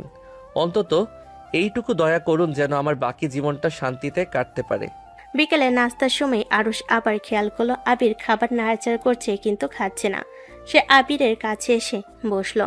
আবির, তুই কি সত্যিই কিছু লুকাচ্ছিস আমাদের কাছে? তোর এই চুপচাপ থাকাটা আমাকে খুব ভাবাচ্ছে। ছোটবেলায় তুই যখন কোনো কারণে কষ্ট পেতিস তখন এমন চুপ হয়ে যেতিস। কি হয়েছে বলতো? আরে ভাইয়া, তুমি শুধু শুধু টেনশন করছো। বললাম তো কিছু না। আসলে ওখানের অফিসের কিছু কাজের চাপ মাথায় ঘুরছে। আমি ভাবছি কাল পরশুই আবার একটু কাজ নিয়ে বসবো, সব ঠিক হয়ে যাবে। আরুষ আর কিছু বলল না, কিন্তু তার চোখ বলছিল সে আবিরের কথা বিশ্বাস করেনি। অন্যদিকে এরা দূর থেকে দেখছিল আবির কিভাবে নিজের আবেগ লুকিয়ে রাখছে। সে বুঝতে পারছে আবির এখন আর প্রতিশোধ নিতে চায় না, সে শুধু এসব কিছু থেকে পালিয়ে বাঁচতে চায়। আর এটাই ইরার জন্য সবচেয়ে বড় শাস্তি। রিসোর্ট থেকে ফেরার পর সবার মধ্যেই একটা ক্লান্তির রেশ ছিল। ড্রয়িং রুমে বসে সবাই চা খাচ্ছিল, এমন সময় হঠাৎ দরজার বেল বেজে উঠল। কাজের লোক গিয়ে দরজা খুলতে একটা সুন্দরী তরুণী ঝড়ের বেগে ভেতরে ঢুকলো। পরনে ওয়েস্টার্ন টপস আর জিন্স, চোখে আধুনিকতার ছাপ। মেয়েটি ঢুকে সোজা গিয়ে আবিরকে জড়িয়ে ধরল। সারপ্রাইজ! আবির আর হৃদয় দুজনে যেন আকাশ থেকে পড়ল। ড্রয়িং রুমে এক নিস্তব্ধতা নেমে এলো। ইরা হাতে চায়ের কাপ নিয়ে পাথরের মতো দাঁড়িয়ে রইল, তার বুকটা ধক করে উঠল। কে এই মেয়ে, আর কেনই বা সে আবিরকে এভাবে জড়িয়ে ধরলো? আবির, এই মেয়েটা কে বাবা? আবির নিজেকে ছাড়িয়ে নিয়ে একটু অপ্রস্তুতভাবে দাঁড়িয়ে রইল। হৃদয় পরিস্থিতি সামাল দিতে এগিয়ে এলো। আন্টি, ও হচ্ছে নেহা, আমাদের আমেরিকার ভার্সিটির ফ্রেন্ড। আমরা একসাথেই মাস্টার্স করছি। শুধু ফ্রেন্ড বললে কম হবে হৃদয়, আমি আবিরের সবচেয়ে কাছের মানুষ। আন্টি, আপনার ছেলের তো দেশে এসে আমাকে মনেই নেই, তাই আমি চলে এলাম। নিহা, তুমি এখানে কি করছো? মানে তুমি বাংলাদেশে কবে এলে? আমিও কয়েকদিন আগে এসেছিলাম নিজের ফ্যামিলির কাছে, কিন্তু তোমার তো কোনো খবর নেই। শুনলাম আমাদের ফ্লাইট কালকে, ভার্সিটির সেমিস্টার শুরু হতে আর কয়েকদিন বাকি, তাই ভাবলাম একসাথেই যাব। আজ রাতটা তোমাদের এখানেই থেকে যাই, কাল একসাথে এয়ারপোর্টে যাব, কি বলো? ফ্লাইট কালকে, এই শব্দগুলো ইরার কানে যেন তপ্ত সীসার মতো বিঁধল। তার হাত থেকে চায়ের কাপটা আলগা হয়ে সোফার উপর পড়ে গেল। সে জানতই না যে আবির এত দ্রুত ফিরে যাচ্ছে। তার পায়ের তলার মাটি যেন সরে গেল। কালকে? তুমি কালকেই ভার্সিটিতে ফিরে যাচ্ছ আবির? আবির ইরার দিকে তাকালো, তার চোখে এক মুহূর্তের জন্য অপরাধবোধ দেখা দিল, কিন্তু সে দ্রুত মুখ ফিরিয়ে নিল। সে ইরাকে এই খবরটা জানায়নি, কারণ চেয়েছিল কোনো কথা না বলে নিঃশব্দে চলে যেতে। মা, ভার্সিটির ছুটি শেষ, সেমিস্টার শুরু হয়ে যাবে, প্রজেক্ট জমা দিতে হবে। হৃদয় আর আমি কালকের ফ্লাইটেই ফিরে যাচ্ছি। ওকে আবির, তোমার ফ্যামিলি মেম্বার? ও আমার বড় ভাই আরশের হবু শ্যালিকা, মানে এখন ভাবির বোন ইরা। ও hello Ira, nice to meet you. Abir তো তোমার কথা ওভাবে বলেইনি কখনো। ও ওখানে সারাদিন শুধু পড়াশোনা আর ওর স্পেশাল কাজগুলো নিয়ে ব্যস্ত থাকতো। ইরা কোনো মতে হাতটা মেলল, তার চোখ ভিজে উঠেছে। সে দ্রুত সেখান থেকে বের হয়ে সোজা উপরে বারান্দার দিকে চলে গেল। তার মনে হচ্ছিল নিঃশ্বাস নিতে পারছে না। আবির তাকে শেষবারের মতো কোনো সুযোগই দিল না। তার প্রতিহিংসা আর অবহেলার চূড়ান্ত রূপ আছে দেখতে পেল। আবির তাকে না জানিয়ে চিরতরে চলে যাওয়ার সিদ্ধান্ত নিয়েছে। হৃদয় আর আবির নেহাকে গেস্ট রুমে সেট করে দিয়ে নিজের ঘরে এলো। হৃদয় দরজা বন্ধ করে আবিরকে ধরল। আবির, তুই কি পাগল হয়ে গেছিস? নেহা কেন এসেছে তুই জানিস? ও তোকে কতটা পছন্দ করে সেটা কি আমি জানি না? আর তুই কাল চলে যাচ্ছিস, অথচ এরাকে একবারও জানালি না। জানিয়ে কি হতো হৃদয়? 3 বছর আগে যখন ভার্সিটিতে ভর্তি হতে গিয়েছিলাম তখন ও তো একবারও জানতে চাইনি আমি কেন যাচ্ছি। আজ আমি চলে গেলে ওর কি আসে যায়? আর নিহা, ও শুধুই আমার ফ্রেন্ড, ও আমাদের সাথে একসাথেই ইউএসএ যাবে। তুই এখনো মিথ্যা বলছিস আবির, তুই পালাচ্ছিস। তুই আসলে ইরাকে আর সহ্য করতে পারছিস না, কারণ তোর ভেতরে মায়া কাজ করছে। তুই ভয় পাচ্ছিস বেশিক্ষণ থাকলে হয়তো তুই ওকে জড়িয়ে ধরে সব ক্ষমা করে দিবি, তাই তুই মাঝপথে পড়ালেখার অজুহাতে পালাচ্ছিস। হ্যাঁ, আমি পালাচ্ছি হৃদয়। আমি হারতে চাই না। আমি ওর সামনে গিয়ে ক্ষমা চাইতে পারবো না। কালকের ফ্লাইটেই এই চ্যাপ্টার শেষ হবে। দরজার আড়ালে দাঁড়িয়ে ইরা সবটা শুনছিল। তার চোখের জল গাল বেয়ে পড়ছে। সে বুঝতে পারল কালকে পর আবির আর কোনোদিন ফিরবে না। সে কি পারবে আবিরকে আটকাতে, নাকি নিহার উপস্থিতিতে আবির আরও দূরে চলে যাবে? গতকাল বিকেলে নিহার আংশিক আগমনের পর থেকে চৌধুরী বাড়িতে এক অদ্ভুত অস্থিরতা বিরাজ করছে। নেহা যেন আবিরের ছায়া হয়ে গিয়েছে। সে এক মুহূর্তের জন্য আবিরকে চোখের আড়াল হতে দিচ্ছে না। ড্রয়িং রুমে বসে আড্ডা দেওয়া থেকে শুরু করে ডিনার টেবিল পর্যন্ত নেহা সারাক্ষণ আবিরের হাত ধরে থাকছে অথবা তার কাঁধে মাথা ঠেকিয়ে গল্প করছে। এরা দূর থেকে এসব দেখছে আর তার মনে হচ্ছে কেউ জীবন্ত অবস্থায় তার কলিজাটা ছিঁড়ে ফেলছে। রাত গভীর হওয়ার সাথে সাথে বাড়ি কোলাহল কমে এলো। আবির তার ঘরের দরজা বন্ধ করে সুটকেস গোছাতে ব্যস্ত। হৃদয় অন্য ঘরে নেহার সাথে কথা বলছে। আবির যখন তার ল্যাপটপ আর শেষ মুহূর্তের প্রয়োজনীয় জিনিসগুলো ব্যাগে ভরছিল, তখন তার চোখ গেল ডয়ের সেই পুরনো ডায়েরিটার দিকে। সে এক মুহূর্তের জন্য থমকে দাঁড়ালো। 3 বছর আগে এই ডায়েরিটার পাতে সে তার আর ইরার ভবিষ্যতের স্বপ্ন এঁকেছিল। আজ সেই স্বপ্নগুলো আবর্জনা ছাড়া আর কিছুই না। সে নিষ্ঠুরভাবে ডায়েরিটা একদম ব্যাগের নিচে চেপে দিল। সকাল 8টা। চৌধুরীর বাড়িতে আজ বিদায়ের সুর। আরুষ আর আরুষ সোফায় বসে আছে। তাদের চোখে মুখে বিষণ্ণতা। সাহেলা চৌধুরী বারবার আবিরকে সাবধানে থাকার কথা বলছেন। ইরা কোনায় দাঁড়িয়ে আছে। তার চোখ দুটো টকটকে লাল। সারা রাত সে এক ফোঁটাও ঘুমাতে পায়নি। নেহা আবিরের হাত শক্ত করে ধরে। আবির, জলদি করো, 9টা বাজতে চললো। ট্রাফিক জ্যামে পড়লে ফ্লাইট মিস হয়ে যাবে। আর হৃদয়, তুমি তোমার ব্যাগগুলো গাড়িতে তুলছো তো? সব রেডি, চলো বের হওয়া যাক। বাড়ি থেকে বের হওয়ার সময় নেহা এমনভাবে আবিরের হাত ধরল যেন সে দুনিয়াকে বুঝিয়ে দিচ্ছে আবির শুধু তার। গাড়িতে ওঠার সময় নেহা আবিরের পাশে বসলো। ইরা আর আরুষের সাথে অন্য গাড়িতে এয়ারপোর্টের উদ্দেশ্যে রওনা দিল। পুরো পথ ইরা জানালা দিয়ে বাইরের দিকে তাকিয়ে রইল, কিন্তু তার দৃষ্টি ঝাপসা। সে ভাবছে আজ থেকে কয়েক ঘন্টা পর এই আকাশে ডানা মেলবে আবির, আর সে পড়ে থাকবে এই একরাশ বিষাদ নিয়ে। সকাল 10টা। এয়ারপোর্টের টার্মিনালে মানুষের উপচে পড়া ভিড়। ট্রলি নিয়ে হৃদয় আর আবির যখন ভেতরে ঢোকার প্রস্তুতি নিচ্ছে, তখন নিহা এখনও আবিরের হাত ছাড়েনি। সে হাসিমুখে আরোর সাথে কথা বলছে, যেন সে এই পরিবারেরই একজন হবু সদস্য। আরো আপু, আপনার বোন ইরা তো একদমই চুপচাপ। ওকে সবসময় এমন। আবির তো বলে ওনাকে বেশ রাগী। নিহা, অনেক কথা হয়েছে, এবার ভেতরে যাওয়ার সময় হয়েছে। আবির সবার দিকে তাকালো, আরশকে জড়িয়ে ধরলো, মায়ের কপালে চুমু খেলো। তারপর তার চোখ গেল ইরার দিকে। ইরা তখনও এক দৃষ্টিতে তার দিকে তাকিয়ে আছে। ইরার চোখে সেই আকুতি দেখে আবিরের বুকটা এক মুহূর্তের জন্য কেঁপে উঠল। তার মনে হলো এখনই কি সব শেষ হয়ে যাবে? এই কি তাদের শেষ দেখা? আবির, সাবধানে যাস আর পৌঁছেই ফোন দিবি। চলো আবির, গেট ওপেন হয়ে গেছে।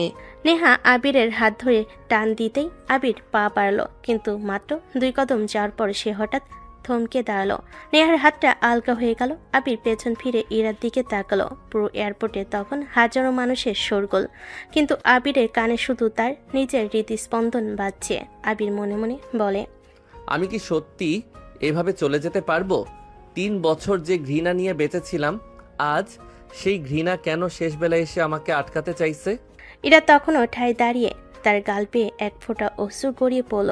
সে মুখ ফুটে কিছুই বলতে পারছে না, শুধু তার নির্বাক দৃষ্টি বলছে, আমাকে ক্ষমা করে দাও আবির, আমাকে ফেলে যেও না। শাহজালাল আন্তর্জাতিক বিমানবন্দরের ভেতর অ্যানাউন্সমেন্ট হচ্ছে। যাত্রীদের যার যার গেটের দিকে এগিয়ে যাওয়ার তাগাদা দেওয়া হচ্ছে। আবির যখন ইরার চোখের দিকে তাকিয়ে থমকে দাঁড়িয়েছিল, তখন মনে হচ্ছিল সময়টা যেন থমকে গেছে। নেহার হাতটা তার হাতের ওপর তখনও শক্ত করে রাখা। কিরে আবির, দাঁড়িয়ে গেলি কেন? গেট তো বন্ধ হয়ে যাবে, চল। হৃদয়ে ডাকে আবিরের ঘোর ভাঙল। সে শেষবারের মতো ইরার বিধ্বস্ত মুখটার দিকে তাকালো। ইরার চোখ দিয়ে তখন অঝরে জল পড়ছে, ঠোঁট দুটো কাঁপছে কিছু বলার জন্য, কিন্তু আবির তার পাথর চাপা মনটাকে আর গলতে দিল না। সে নিজের প্রতিজ্ঞা আর 3 বছরের অপমানের কথা মনে করে সজোরে নিজের চোখ ফিরিয়ে নিল। না, কিছু না, চলো। আবির আর পেছনে তাকালো না। নেহা আর হৃদয়কে নিয়ে সে সিকিউরিটি চেকিংয়ের ভিতর হারিয়ে গেল। ইরা কাছের দেওয়ালের ওপাশে দাঁড়িয়ে ঝাপসা চোখে তাকিয়ে রইল যতক্ষণ না আবিরের নীল শার্টটা হাজার মানুষের ভিড়ে বিলীন হয়ে যায়। এভাবেই জেদ, ভুল বোঝাবুঝি আর সময়ের টানে দুটি ভালোবাসা দুই মেরুতে হারিয়ে গেল। একজন চলে গেল সাফল্যের শিখরে আর অন্যজন পড়ে রইল এক সমুদ্র হাহাকার নিয়ে। সময় কারোর জন্য থেমে থাকে না। 1 বছর পার হয়ে গেছে।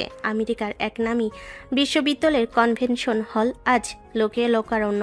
চারিদিকে কালো গাউন আর ক্যাপ পরা ছাত্রছাত্রীদের আনন্দধ্বনি। আজ আবির আর হৃদয়ের গ্র্যাজুয়েশন কমপ্লিট হয়েছে। তারা আজ তাদের কঠোর পরিশ্রমের ফল হাতে পেয়েছে। শেষ পর্যন্ত হলো রে হৃদয়। 3 বছরের সেই লড়াই আর গত 1 বছরের দিন রাত এক করা খাটুনি সব আজ সার্থকতা পেল। অভিনন্দন দোস্ত, তুই জানতিস তুই পারবি। আজ তো আমাদের জেতার দিন। আঙ্কেল আন্টি শুনলে কত খুশি হবেন বলতো। নেহা একগুচ্ছ ফুল নিয়ে দৌড়ে এলো। সে আজ অনেক খুশি। গত 1 বছরে সে আবিরকে মানসিকভাবে অনেক সাপোর্ট দিয়েছে। নেহা আবিরের গলায় গ্র্যাজুয়েশন মেডেলটি পরিয়ে দেয়। Congratulations mister graduate. আজ তো ডিনার পার্টি আমাদের তরফ থেকে। কোনো কথা শুনবো না। আমরা আজ রাতটা প্রাণ ভরে উপভোগ করব। থ্যাঙ্কস নিহা, তোরা যা বলবি তাতেই আমি আছি। সবাই মেমোরি বুক সই করছে, গ্রুপ ছবি তুলছে। হৃদয়া নিহা যখন হুল্লোড় করছে, আবির তখন এক কোণে দাঁড়িয়ে আকাশের দিকে তাকালো। তার মনে পড়ে গেল 3 বছর আগে সেই দিনটি যখন সে কিছুই ছিল না। আজ তার হাতে ডিগ্রি, গলায় মেডেল, পকেটে বড় চাকরির অফার। সে নিজেকে প্রমাণ করেছে। কিরে, এখনো কি কোনো শূন্যতা কাজ করছে? আজ তো তোর হাসার দিন আবির। না রে হৃদয়, আজ আর কোনো শূন্যতা নেই। আজ আমি শুধুই এই মুহূর্তটা উপভোগ করতে চাই। জীবনের সব চ্যাপ্টার তো আর একরকম হয় না। কিছু চ্যাপ্টার অপূর্ণ থাকলেই হয়তো গল্পের গভীরতা বাড়ে। আবির আজ হাসলো। সেই হাসিটা রাগের মতো বিদ্রুপে নয়, বরং এক ধরনের মুক্তির হাসি। সে তার অতীতকে পেছনে ফেলে আসার চূড়ান্ত সিদ্ধান্ত নিয়ে ফেলেছে। নিহা আর হৃদয়ের সাথে সেও যোগ দিল ফটোশুটে। আজ তাদের সাফল্যের দিন, আজ তাদের আনন্দের দিন। গ্র্যাজুয়েশন অনুষ্ঠানের জমকালো আয়োজন শেষ হয়েছে। হলের আলো নিভে আসছে আর চারিদিকে ছড়িয়ে ছিটিয়ে থাকা ছাত্রছাত্রীরা একে অপরের কাছ থেকে বিদায় নিচ্ছে। কেউ হাসছে, কেউ বা অঝরে কাঁদছে, কারণ এই মুহূর্তের পর হয়তো অনেকের সাথে আর কোনোদিন দেখা হবে না। আবির এক কোণে দাঁড়িয়ে তার গাউনটা ভাঁজ করছিল। তখনই নিহা ধীরে ধীরে তার সামনে এসে দাঁড়ালো। নিহার চোখে আজ কোনো চপলতা নেই, আছে এক শান্ত বিষণ্ণতা। আবির, শেষ পর্যন্ত তাহলে সব শেষ হলো। আজ থেকে আমরা আর শিক্ষার্থী নই, প্রফেশনাল। হ্যাঁ নিহা, সময় কত দ্রুত চলে গেল তাই না? আবির, একটা কথা বলার ছিল। গত কয়েক বছরে আমি অনেকভাবে তোমাকে নিজের করার চেষ্টা করেছি। হয়তো কোনোদিন মুখ ফুটে ভালোবাসি বলা হয়নি, কিন্তু তুমি আমার মনের ভাষা ঠিকই বুঝেছিলে। আর বুঝেছিলে বলেই বারবার আমাকে এড়িয়ে চলতে, আমার থেকে দূরে থাকতে। আবির নিস্তব্ধ হয়ে দাঁড়িয়ে রইল। সে জানতো নিহা কি বলতে চাইছে, কিন্তু তার নিজের হৃদয়টা তখনও অন্য একজনের স্মৃতিতে আবদ্ধ ছিল। নিহা তার চোখের কোণে জমে থাকা জল মুছে নেয়। আজ বুঝেছি আমার সাথে তোমার সম্পর্কটা শুধু বন্ধুত্বের গণ্ডিতেই সীমাবদ্ধ থাকা প্রয়োজন ছিল। জোর করে কাউকে পাওয়া যায় না আবির। আজকে মনে কোনো দুঃখ রাখতে চাইছি না। আমার কোনো আচরণে কষ্ট পেয়ে থাকলে কিছু মনে করো না। খুব ভালো থেকো আবির। হয়তো কোনো একদিন আবারও দেখা হবে। নেহা হাত বাড়িয়ে দিল। আবির আলতো করে হাত মেলাতেই নেহা দ্রুত পায়ে ভিড়ে মিশে গেল। নেহার এই নিঃস্বার্থ বিদায় আবিরের বুকে এক ধরনের চিনচিনে ব্যথা জাগিয়ে তুলো। সে বুঝতে পারল সে শুধু একা নয়, নেহাও গত কয়েক বছর এক নীরব দহন বয়ে বেরিয়েছে। অনুষ্ঠান শেষে আবির আর হৃদয় তাদের অ্যাপার্টমেন্টে ফিরে এলো। নেহার কথাগুলো এখনো আবিরের কানে প্রতিধ্বনিত হচ্ছে, কিন্তু এখন তার পেছনে তাকানোর সময় নেই। আজ রাতের ফ্লাইটেই তারা বাংলাদেশের উদ্দেশ্যে রওনা হবে। কিরে, নেহার কথাগুলো শুনে খুব খারাপ লাগছে তাই না? মেয়েটা সত্যি তোকে অনেক চেয়েছিল। নিহা মানুষ হিসেবে অসাধারণ রে হৃদয়, কিন্তু আমার ভেতরে তো অন্য কাউকে জায়গা দেওয়ার মতো শক্তি ছিল না। ও হয়তো এখন অনেক ভালো থাকবে, নিজের পায়ে দাঁড়াবে। যাকগে, এখন সব তাড়াতাড়ি প্যাক করে নে। রাত 12টায় ট্যাক্সি আসবে। 1 বছর পর আবার সেই চিরচেনা চ্যামের শহরে ফিরছে। ভাবতেই কেমন লাগছে। আবির তার রুমের প্রতিটি কোণা শেষবারের মতো দেখল। এই রুমটাই ছিল তার 4 বছরের একাকিত্বের সাক্ষী। সে তার শিক্ষকদের কাছ থেকে আগে বিদায় নিয়ে এসেছে। ল্যাপটপ, সার্টিফিকেট আর প্রয়োজনীয় সব কিছু গুছিয়ে এসে সুটকেসটা বন্ধ করলো। আবির মনে মনে ভাবে, 3 বছর আগে আমি গিয়েছিলাম একরাশ ঘৃণা নিয়ে, 1 বছর আগে ফিরেছিলাম একরাশ অহংকার নিয়ে, কিন্তু আজ কেন আমার মনে হচ্ছে আমি একরাশ শূন্যতা নিয়ে ফিরছি। ইরা কি এখনো সে আগের মতোই আছে, নাকি সেও আমাকে ভুলে নিজের জীবন গুছিয়ে নিয়েছে? ট্যাক্সির হর্ন শোনা গেল। আবির আর হৃদয় ব্যাগগুলো নিয়ে নিচে নেমে এলো। নিস্তব্ধ আমেরিকার রাত পেছনে ফেলে তারা ছুটল এয়ারপোর্টের দিকে। 1 বছর পর আবারও সেই পরিচিত নীল আকাশে ডানা মেলবে তারা। হয়তো এক অমীমাংসিত গল্পের সমাপ্তি। শাহজালাল আন্তর্জাতিক বিমানবন্দরে চিরচেনা আর্দ্র বাতাস আর কোলাহল গায়ে মেখে আবির আর হৃদয় যখন বাইরে বেরোলো, তখন ভোরের আলো সবে ফুটতে শুরু করেছে। সারা রাত ফ্লাইটে কাটিয়ে দুজনের চোখে ক্লান্তির চাপ, কিন্তু নিজ দেশে ফেরার এক প্রশান্তি তাদের চোখে মুখে। হৃদয় একটা ট্যাক্সি নিয়ে নিজের বাসার উদ্দেশ্যে রওনা দিল। সাবধানে যাস দোস্ত, বাড়িতে গিয়ে একটা সারপ্রাইজ দিয়ে দিস। কাল পরশু দেখা হচ্ছে। অবশ্যই, তুইও সাবধানে যা। আবির তার বড় টলি ব্যাগটা নিয়ে একা একটা ট্যাক্সিতে উঠল। সে ইচ্ছে করে বাড়িতে জানেনি যে সে আজ ফিরছে। গত 1 বছরের সফলতার পর আজ সে যখন নিজের পাড়ায় ঢুকছিল, তখন সবকিছু কেমন অন্যরকম লাগছিল। 3 বছর আগে যখন সে দেশ ছেড়েছিল, তখন সে ছিল নিঃস্ব, আর আজ সে এক সফল গ্র্যাজুয়েট। সকাল 10টা, রোদ ঝলমলে এক সকাল। চৌধুরী বাড়িতে তখন ব্রেকফাস্টের টেবিল ঘিরে সবাই ব্যস্ত। রান্নাঘর থেকে গরম পরোটা আর ভাজির সুগন্ধ ভেসে আসছে। আবি গেটের সামনে দাঁড়িয়ে এক মুহূর্ত থামলো, তারপর ধীরে ধীরে কলিং বেলটা বাজালো। আরুমা, দেখো তো কে এলো এই অসময়ে? কোনো মেহমান আসার কথা ছিল নাকি? আসছি মা, হয়তো উপরতলার আঞ্চি কিছু দিতে এসেছেন। আরও ড্রয়িং রুম পার হয়ে এসে দরজাটা খুলল। দরজা খুলতে সামনে লম্বা চওড়া মানুষটাকে দেখে তার হাতের পানির গ্লাসটা ফ্লোরে পড়ে ঝনঝন করে ভেঙে গেল। আরও পাথরের মতো দাঁড়িয়ে রইল, তার মুখ বিস্ময়ে হাঁ হয়ে গেল। আবির, তুই? কি হলো ভাবি, চিনতে পারছো না? 1 বছরে কি এতটা বদলে গেলাম? আরও চিৎকার আর গ্লাস ভাঙার শব্দ শুনে সাহিলা চৌধুরী আরও সন্তদন্ত হয়ে দৌড়ে এলেন। আবিরকে গেটে দাঁড়িয়ে থাকতে দেখে সাহিলা চৌধুরী নিজের চোখকে বিশ্বাস করতে পারলেন না। তিনি ছুটে গিয়ে ছেলেকে জড়িয়ে ধরলেন এবং হাওমাও করে কেঁদে ফেললেন। ওরে আমার সোনা ছেলে, তুই না বলে এভাবে চলে এলি? একটাবার আমাদের জানালি না? আমি তো সারাক্ষণ ভাবতাম তুই ওখানে একা কি খাস না খাস। সাবাস আবির, এটা ছিল আসল সারপ্রাইজ। আমরা তো তোর গ্রাজুয়েশনের ছবি আর সার্টিফিকেট দেখে কেবল গর্ব করেছিলাম, আর তুই সশরীরে হাজির। ওরে আরও দাঁড়িয়ে কেন? আবিরের ব্যাগটা ভেতরে নেই। আবিরকে টেনে নিয়ে আসা হলো ডাইনিং টেবিলে। তাকে ঘিরে সবাই গোল হয়ে বসলো। সাইলা চৌধুরী নিজের হাতে ছেলের প্লেটে খাবার তুলে দিচ্ছেন। আরশ আবিরের আমেরিকার অভিজ্ঞতা আর আগামী দিনের পরিকল্পনা নিয়ে হাজারো প্রশ্ন করছে। উফ মা, এই 7টার কথা ওখানে খুব মনে পড়তো। হৃদয়ও ফিরেছে, ও ওর বাসায় গেছে। তো এবার কি ভাবছিস, কিছুদিন রেস্ট নিবি নাকি কোনো জয়েনিং আছে? আগে কয়েকটা দিন তোমাদের সাথে সময় কাটাতে চাই ভাইয়া। অনেক দিন দেশের বাইরে ছিলাম, নিজের মাটি আর মানুষের অভাব খুব অনুভব করেছি। আগে ফ্রেশ হয়ে নেই, খুব টায়ার্ড লাগছে। হ্যাঁ বাবা, তুই যা, তোর রুমটা আরও রোজ পরিষ্কার করে রাখতো, এই আশায় যে তুই যে কোনো দিন আসবি। তুই রুমে গিয়ে একটু বিশ্রাম নে। আবির তার টলি নিয়ে সিঁড়ি বেয়ে উপরে নিজের রুমের দিকে এগোলো। তার ঘরটা ঠিক আগের মতোই আছে। বইয়ের আলমারি, পড়ার টেবিল সবই পরিপাটি। আবির ব্যাগটা একপাশে রেখে বিছানায় গা এলিয়ে দিল। ফ্যানের বাতাসের শব্দে তার চোখের পাতা বুজে আসছিল। সে ভাবছে শেষ পর্যন্ত সে তার শিকড়ে ফিরল, কিন্তু এই ফেরার পথে সে যা অর্জন করেছে তার বিপরীতে কি হারিয়েছে, সেই হিসাবটা কি আজও শেষ হয়েছে? আবিরের ফিরে আসার খবরটা বাতাসের বেগে ইরার কানে পৌঁছেছে। আরও ফোনে উত্তেজনার সাথে ইরাকে সব জানিয়েছে, কিন্তু আশ্চর্যের বিষয় হলো ইরার মধ্যে কোনো বিশেষ প্রতিক্রিয়া দেখা গেল না। সে শুধু শান্ত গলায় বলেছে, ভালো হয়েছে আপু, ওনার তো আসারই কথা ছিল। গত 1 বছরে ইরা নিজেকে এক কঠিন খোলসের ভেতর বন্দি করে ফেলেছে। তার সেই চঞ্চলতা, সেই অভিমান সবই যেন কোথাও হারিয়ে গেছে। এরপর দৃশ্য পরিবর্তন হয়। বিকেলবেলা চৌধুরী বাড়ির ড্রয়িং রুম। দিনটা কাটলো আত্মীয় স্বজন আর পাড়া প্রতিবেশীর আনাগোনায়। আবির সবার সাথে হাসিমুখে কথা বলল, উপহার বিলি করলো। হৃদয়ও বিকেলের দিকে একবার ঢু মেরে গেল। সবাই যখন ড্রয়িং রুমে বসে চা খাচ্ছিল, আবির খেয়াল করলো আরু ভাবি একটু পরপর ফোন নিয়ে ব্যস্ত হয়ে পড়ছে।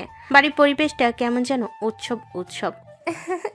মা, ডেকোরেশনের লোকগুলো তো কাল সকালেই আসবে বলেছে। আপনি কি মেনুটা ফাইনাল করেছেন?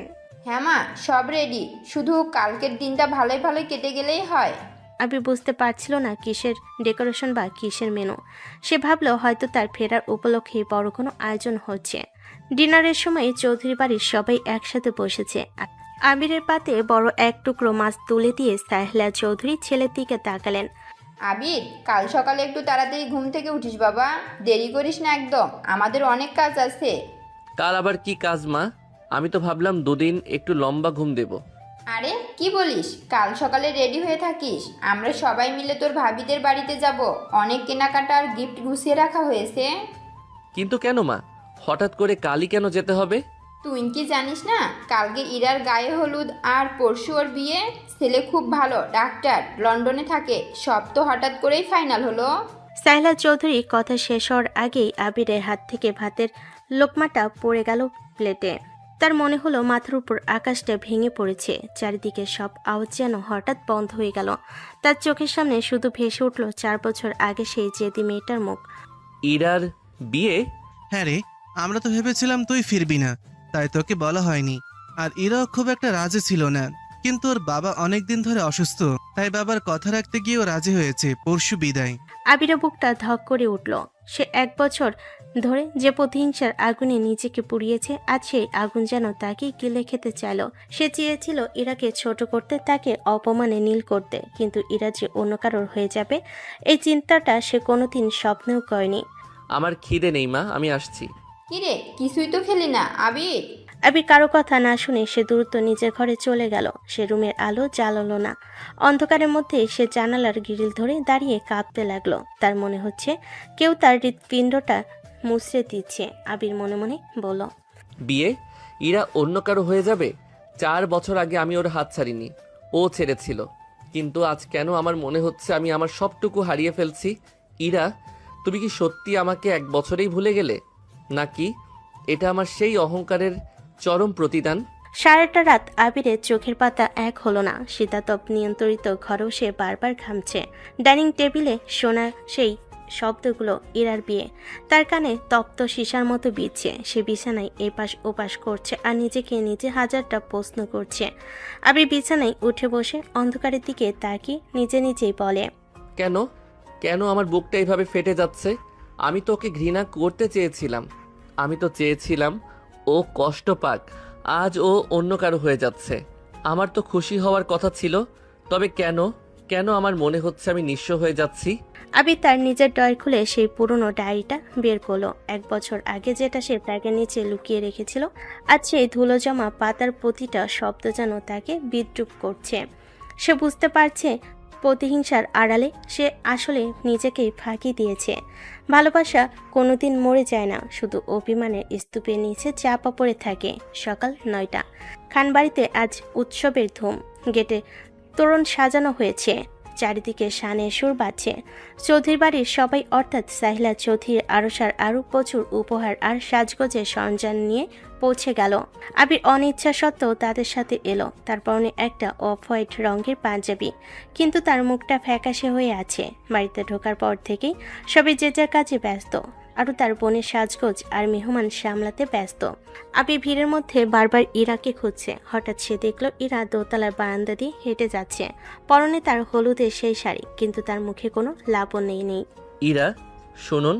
ইরা একবার পেছনের দিকে তাকালো। আবিরকে দেখে তার চোখের মনি এক মুহূর্তের জন্য স্থির হয়ে গেল, কিন্তু পরক্ষণে সে নিজেকে সামলে নিয়ে দ্রুত পা চালিয়ে অন্য ঘরে চলে গেল।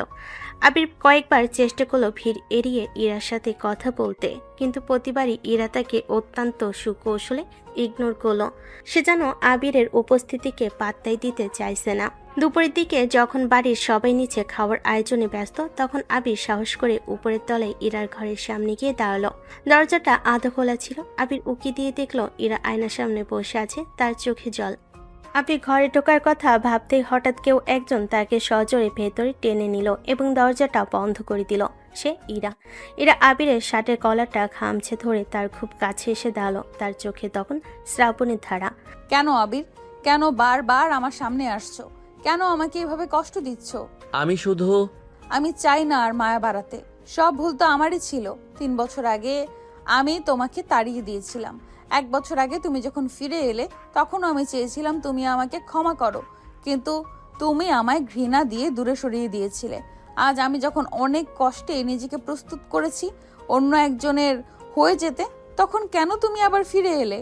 আমাকে একটু শান্তিতে সব ভুলে থাকতে সাহায্য করো আবির। তোমার তো হতে পারলাম না, এখন না চাইলেও আরেকজনের হয়েই বাকি জীবনটা কাটিয়ে দিতে হবে। আবির স্তব্ধ হয়ে দাঁড়িয়ে আছে। ইরার এই আর্তনাদ তাকে পঙ্গু করে দিয়েছে। তার মুখে কোনো ভাষ নেই, কোনো যুক্তি নেই। সে দেখল তার 1 বছরে কঠোর হৃদয়ের প্রাচীর এক মুহূর্তে ভেঙে চুরমার হয়ে গেছে। আবির, আমার একটা কথা রাখবে শেষবারের মতো? হ্যাঁ বলো। আমাকে কি শেষবারের মতো একটু জড়িয়ে ধরবে? আমি জানি তুমি আমাকে অনেক ঘৃণা করো, আমি জানি আমি তোমার যোগ্য নই, কিন্তু কালকের পর আমি অন্য কারো আমানত হয়ে যাব। আজকের এই শেষ মুহূর্তে কি আমার একটুখানি আবিরকে আমি ফিরে পেতে পারি না? প্লিজ। আবির আর নিজেকে সামলাতে পারল না। সে ধীরলয়ে হাত বাড়িয়ে ইরাকে আলতো করে নিজের বুকের সাথে জড়িয়ে ধরল। ইরা আবিরের বুকে মুখ লুকিয়ে ফুপিয়ে কাঁদতে লাগলো। আবির অনুভব করলো তার পাঞ্জাবির বুকটা ইরার চোখের জলে ভিজে যাচ্ছে। এই আলিঙ্গনে কোনো ঘৃণা নেই, কোনো প্রতিশোধ নেই, আছে শুধু এক না পাওয়া ভালোবাসার হাহাকার। এবার তুমি চলে যাও আবির, প্লিজ চলে যাও এখান থেকে। আমি আর সই করতে পারছি না, আমি এখানে থাকলে আমি মরে যাব।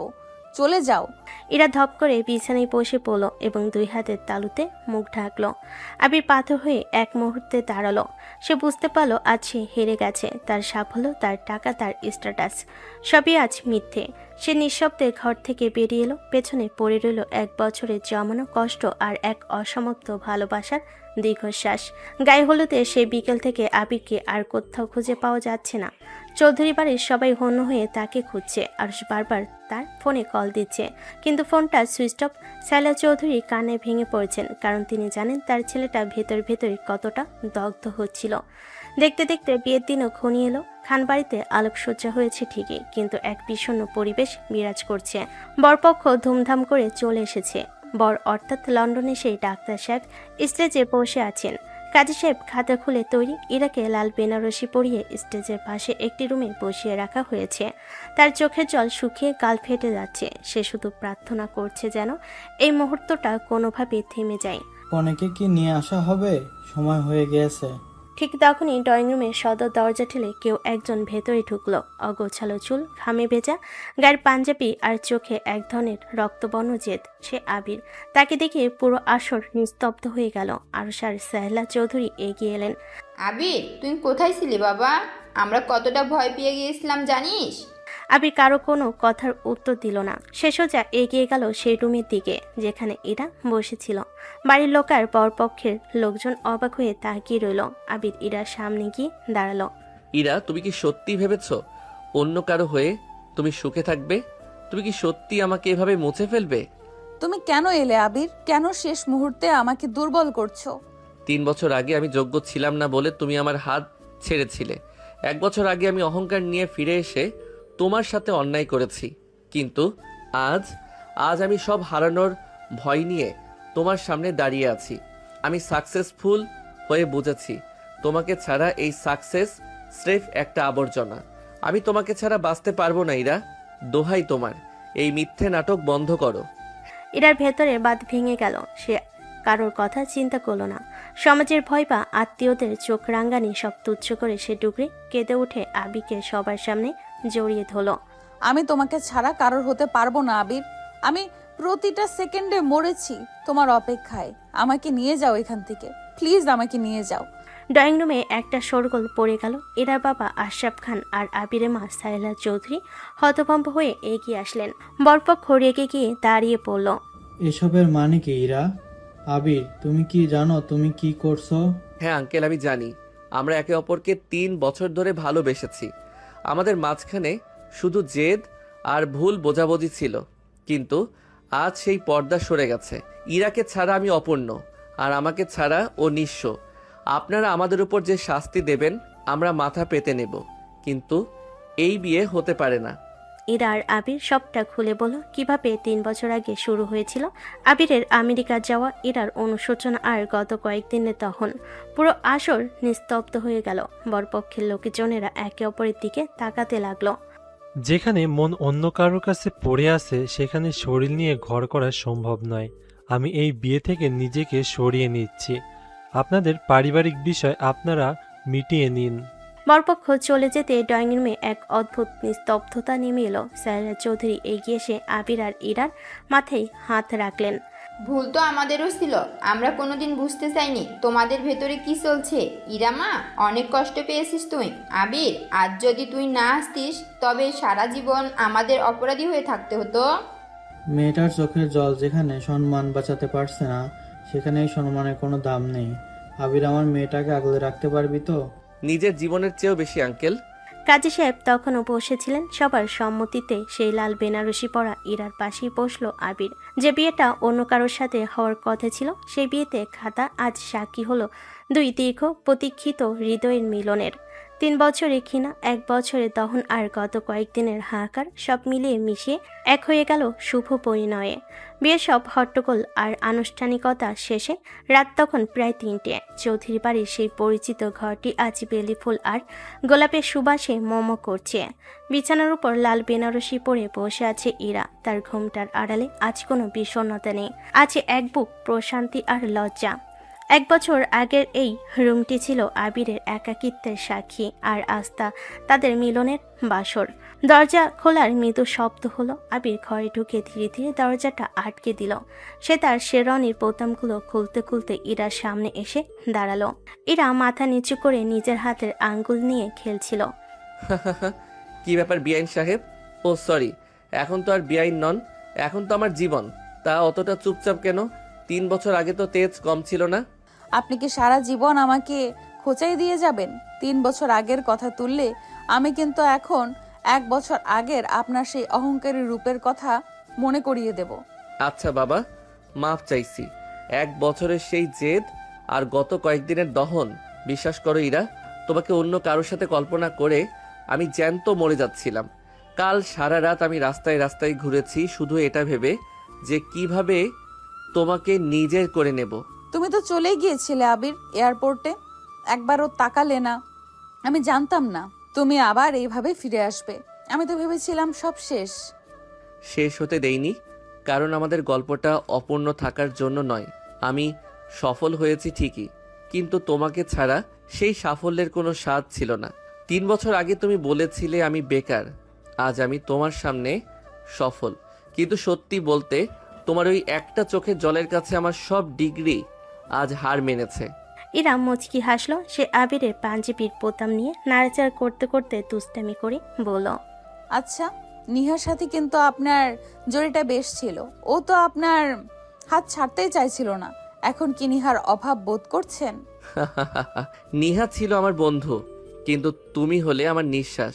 নিঃশ্বাসের অভাব হলে মানুষ মরে যায় ইরা। আর ওই নিহা নিধি নাটকগুলো তো শুধু তোমাকে জানানোর জন্য ছিল। তুমি কি সত্যি ভেবেছিলে আমি তোমাকে ছাড়া অন্য কাউকে ভালোবাসতে পারবো? তা তো বুঝলাম, কিন্তু ওই যে বাসর রাতেও আপনি আমাকে রাগে বউ বলে ডেকেছেন, এর শোধ তো আমি নেবই। শোধ নেওয়ার জন্য তো পুরো জীবনটা পড়ে আছে। এখন না হয় সব রাগ আর অভিমান ভুলে শুধু ভালোবাসার হিসেব করা যাক। আবির ঘরের বাতিটা নিভিয়ে দিল। জানালার ফাঁক দিয়ে চাঁদের আলো এসে পড়ল তাদের উপর। 3 বছরের দীর্ঘ বিরহ, 1 বছরের দহন আর হাজারো চোখের জল আজ এক মধুর মিলনে সার্থকতা পেল। বাসর ঘরের নিস্তব্ধতায় শুধু দুজনের হৃদস্পন্দনের শব্দ পাওয়া যাচ্ছে। আবির ইরাকে পরম মমতায় জড়িয়ে ধরল।